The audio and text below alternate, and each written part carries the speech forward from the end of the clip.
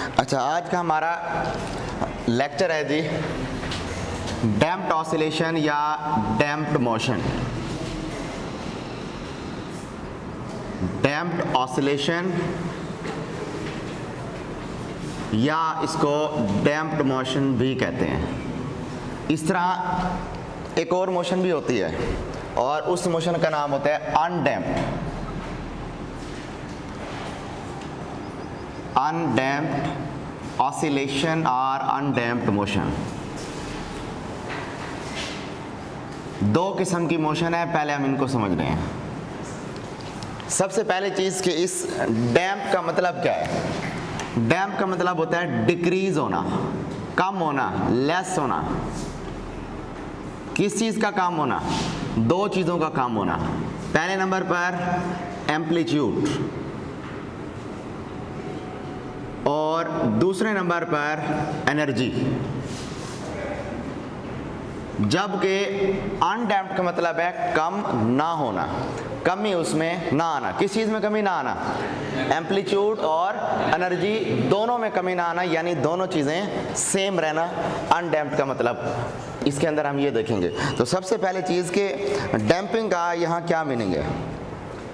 तो अब डैम्पिंग में सबसे पहली चीज़ है कि एम्पलीट्यूड किस तरह से कम हो रहा है। इस एम्पलीट्यूड के कम होने की सबसे पहले रीज़न समझ रहे हैं। मैंने आपको दो किस्म के सिस्टम बताए थे, एक प्रैक्टिकल सिस्टम और दूसरा आइडियल सिस्टम।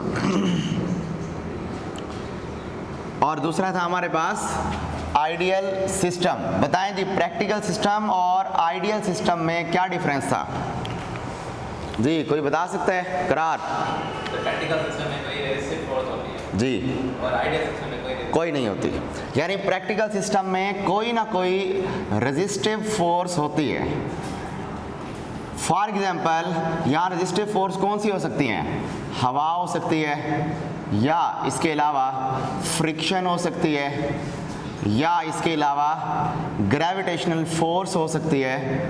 और भी पॉसिबल फोर्सेस हो सकती हैं, बट जो मेजर है वो कौन सी हैं? हवा, फ्रिक्शन और ग्रेविटेशनल फोर्स।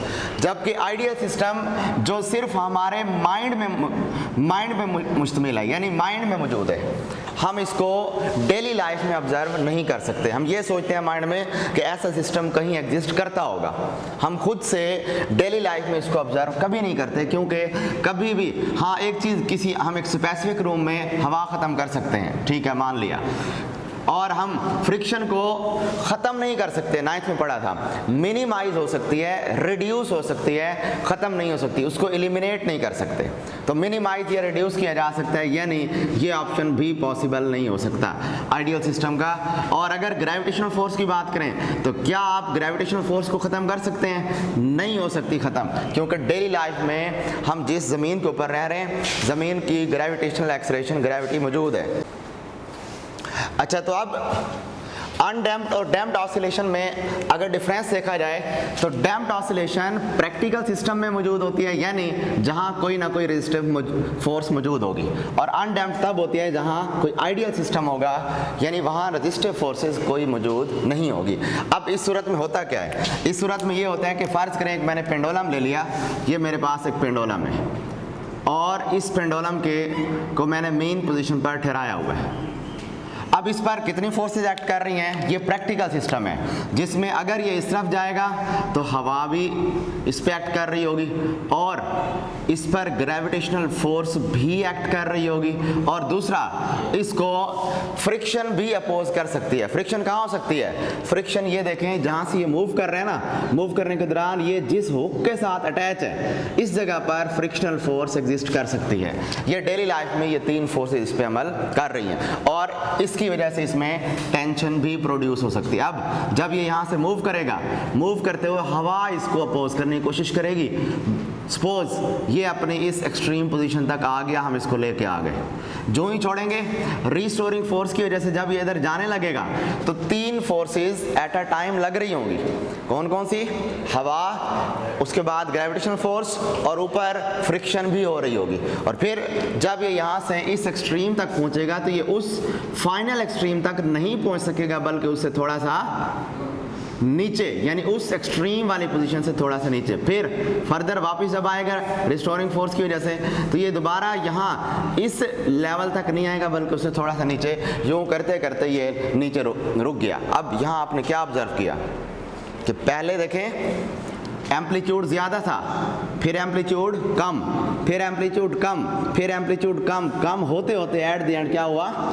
तो टाइम गुजरने के साथ साथ इस सिस्टम का एम्पलीट्यूड क्या हो रहा है? डिक्रीज हो रहा है। तो ऐसा सिस्टम जिसमें टाइम गुजरने के साथ साथ ऑसिलेट करते हुए सिस्टम का एम्पलीट्यूड डिक्रीज होता जाए, उस सिस्टम को क्या नाम देंगे? Damped oscillation. अब जाहिर बात है वहाँ फ्रिक्शन थी, एयर रेजिस्टेंस थी, ग्रेविटेशनल फोर्स थी, इन तीनों की अपोजिशन की वजह से इसकी एनर्जी भी लॉस होती जाएगी। क्या होती जाएगी?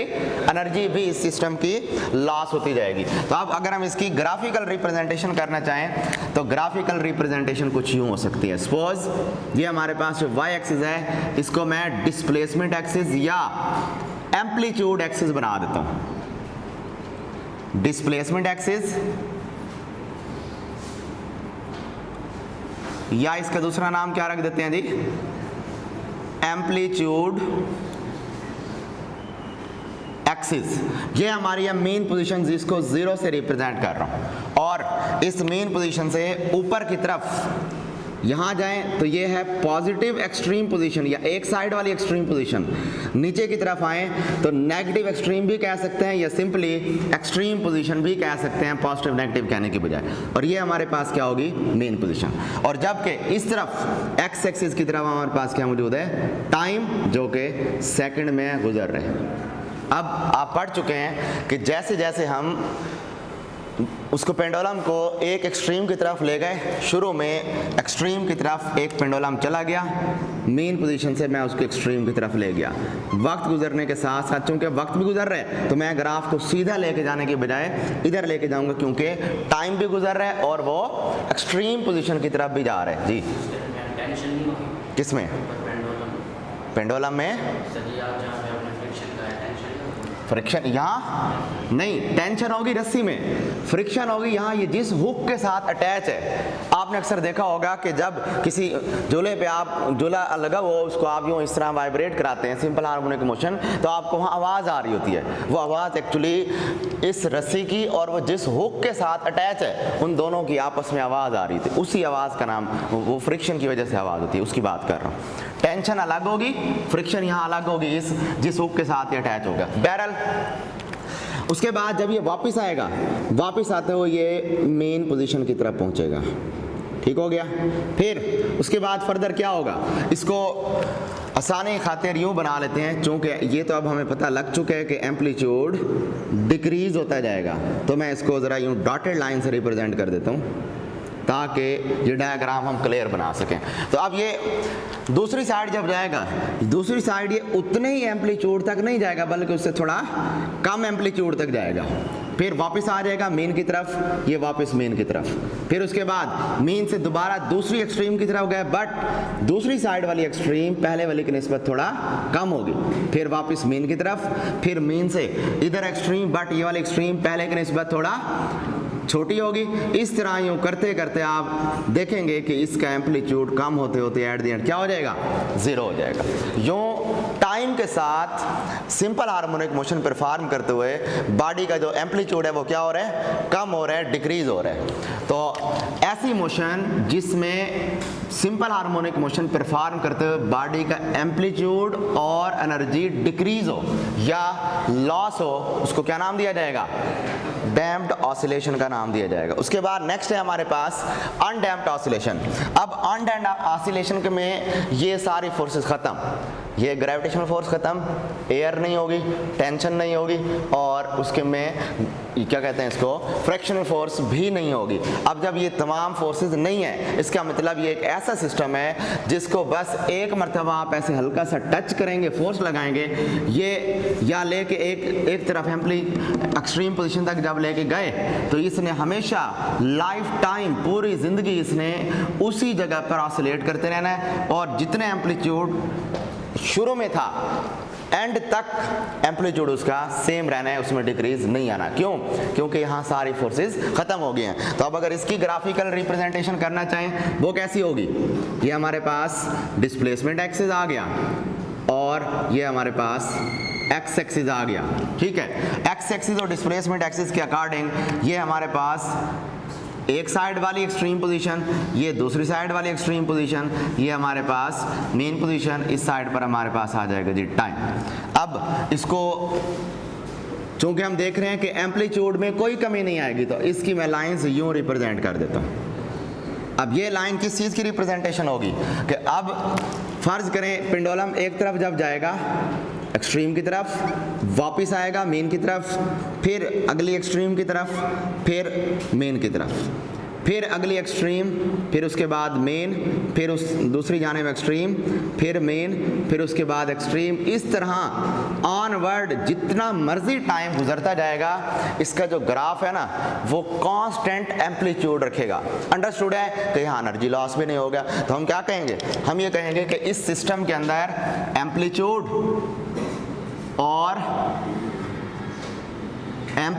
और एनर्जी इन दोनों इस सिस्टम में क्या होंगे? सेम रहेंगे। तो ये हो गया हमारे पास डैम्प्ड और अनडैम्प्ड ऑसिलेशन या डैम्प्ड और अनडैम्प्ड मोशन हो गई हमारे पास, ठीक है। और ये भी हमने देख लिया कि डैम्प मोशन होती क्यों है, किस वजह से होती है? फ्रिक्शन की वजह से।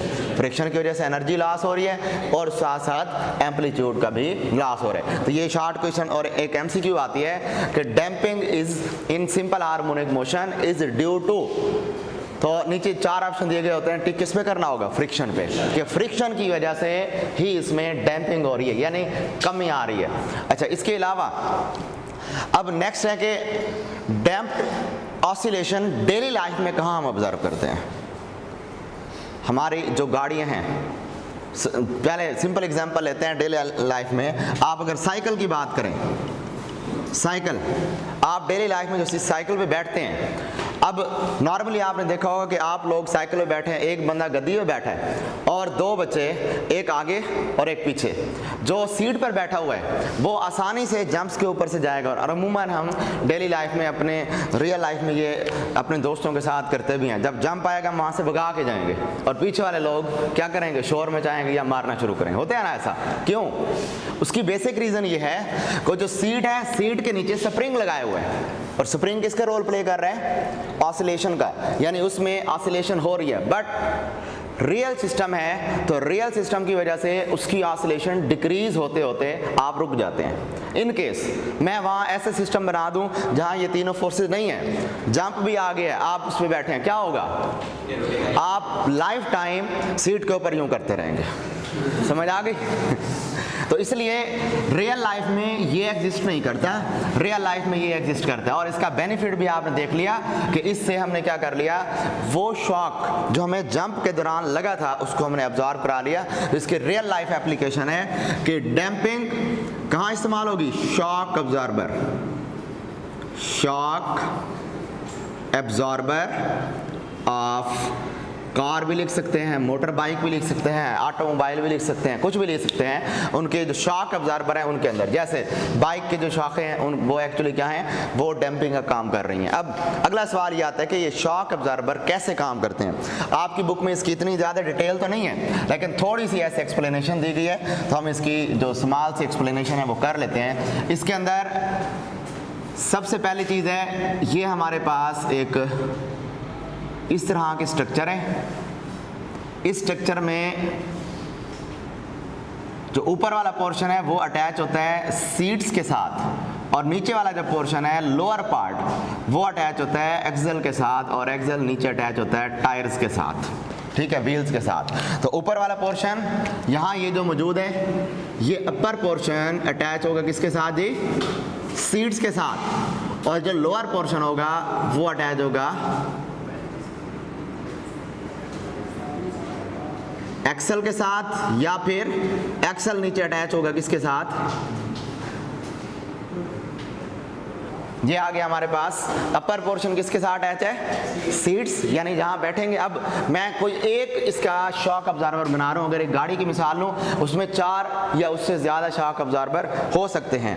तो अब मैं इसमें से मिसाल ले रहा हूँ, कोई एक बता रहा हूँ और उसका मैकेनिज्म समझ रहे हैं। इसका जो मिडल पोर्शन है, इसका मिडल पोर्शन में यहाँ पर अब कुछ ऐसे शॉक अब्जॉर्बर होते हैं जिनमें यहाँ 2 होल्स होते हैं, एक यहाँ पर और एक यहाँ पर। कुछ ऐसे होते हैं किसी के अंदर 4 होते हैं, किसी के अंदर 4 से भी ज़्यादा होते हैं। ये डिपेंड करता है कि आपका जो शॉक अब्जॉर्बर है किस तरह का है, और डिफरेंट कंपनी वाले डिफरेंट टाइप के बनाते हैं। बहरहाल हम एग्जांपल ले रहे हैं कि ऐसे शॉक अब्जॉर्बर जिसके अंदर 2 सुराख हैं, 2 होल्स हैं। अब इसके अंदर फिल क्या होगा? इसके अंदर जो फिलिंग की जाती है वो होती है ऑयल की, जिसको हम मोबाइल भी कहते हैं। आप अगर अपने बाइक जब आप जाते हैं उस पर ऑटोमोबाइल वाले के पास, उससे कभी अपने बाइक का ये जो स्प्रिंग है जिसको हम शॉक अब्जॉर्बर कहते हैं, शॉक कहते हैं जिसको, अगर ये खुलवाए ना तो देखेंगे कि उसके वो जब उसको खोल लेगा उसके अंदर आपको ब्लैक कलर का मोबाइल नजर आएगा जो बाहर निकाल रहा होगा, वो इसमें मोबाइल इसके अंदर फिल होता है। अब क्या होगा जी, फर्ज करें गाड़ी जा रही है, यहाँ पे रास्ते में कहीं हम्प आ गया, यहाँ कहीं कोई बैरियर आ गया, जंप आ गया यहाँ पे। अब जैसे ही आप इस जंप से गुजरेंगे क्या होगा, गाड़ी उसके ऊपर से जाएगी। जो ही गाड़ी यहाँ से गुजरेगी, गुजरते ही आपको यहाँ पर क्या लगेगा, जंप। जैसे ही जंप लगेगा अब आप ऊपर जाके फौरन नीचे आएंगे। जो ही आप नीचे आने लगेंगे तो नीचे आने के दौरान अब इसमें जो लिक्विड फिल है ना, अच्छा एक और चीज़ यहाँ मिस कर गया कि यहाँ पर स्प्रिंग भी मौजूद है। वो स्प्रिंग क्या करेगा, सबसे पहले आपको ऊपर ले जाएगा। अब जब आप एक्सट्रीम से मीन की तरफ आने लगेंगे तो क्या होगा, एक्सट्रीम से मीन की तरफ आते हुए आप जब नीचे एक्सट्रीम से मीन की तरफ आने लगेंगे तो ये जो नीचे ऑयल मौजूद है, ये ऑयल नीचे की तरफ कंप्रेस होगा। अब इसमें एक जो हमारे पास सुराख है ये इस ऑयल को नीचे लेके आने के लिए, और जो दूसरा सुराख है उस ऑयल को ऊपर लेके जाने के लिए। ठीक है, ये एक सिंपल सी मैं आपको कंस्ट्रक्शन बता रहा हूँ, इससे थोड़ा कम्प्लेक्स भी होता है। तो अब इसमें जो ही नीचे की तरफ आप आएंगे तो ये आयल नीचे की तरफ आ जाएगा फौरन से। जो ही फौरन से आयल नीचे आएगा, जैसे ये नीचे वाला पोर्शन फिल होगा, फिल होते ही यहाँ से नीचे से लिक्विड या ऑयल जो है वो कहाँ जाना स्टार्ट कर देगा, ऊपर की तरफ जाना स्टार्ट कर देगा। अब जितना भी फोर्स आएगी वो सारी किसके ऊपर लगनी है, ऑयल पे। अगर मैं ऑयल हटा दूं तो जो पिस्टन या स्प्रिंग है सारा डायरेक्ट इसे जाके लगेगा, फिर आपको जंप लग सकता है।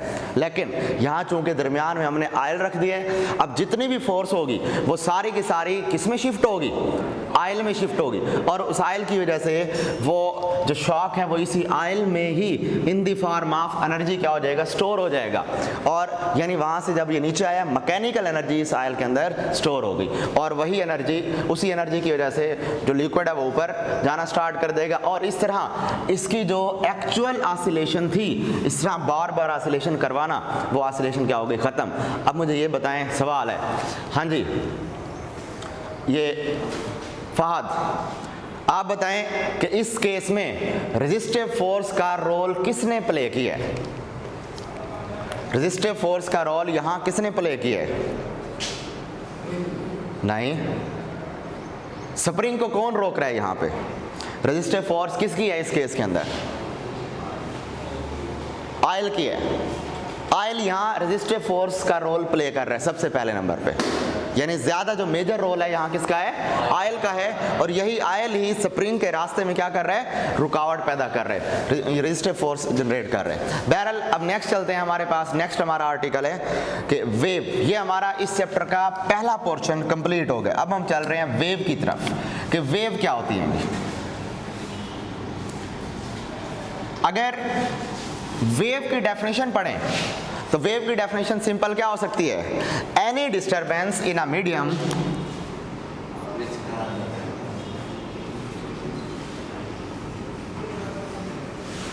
any disturbance in a medium which causes the particle of medium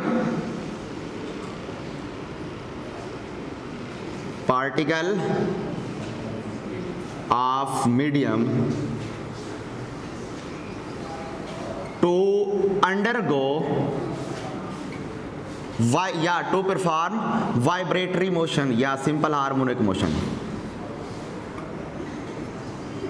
to perform vibratory motion, यानी ऐसा बिगाड़ किसी सिस्टम में जिसकी वजह से वो बिगाड़ उस सिस्टम के या मीडियम के पार्टिकल्स को अपनी मेन पोजीशन के इर्द गिर्द क्या कराए, टू एंड फ्रो मोशन करा रहा हो, तो उसको हम क्या नाम देंगे, वेव का नाम देंगे। यानी वेव कोई फिजिकल क्वांटिटी नहीं है, वेव क्या है, एक बिगाड़ है, एक डिस्टरबेंस है। अब इसकी मुख्तलिफ एग्जाम्पल हम पढ़ रहे हैं, डिफरेंट उसकी एग्जाम्पल्स,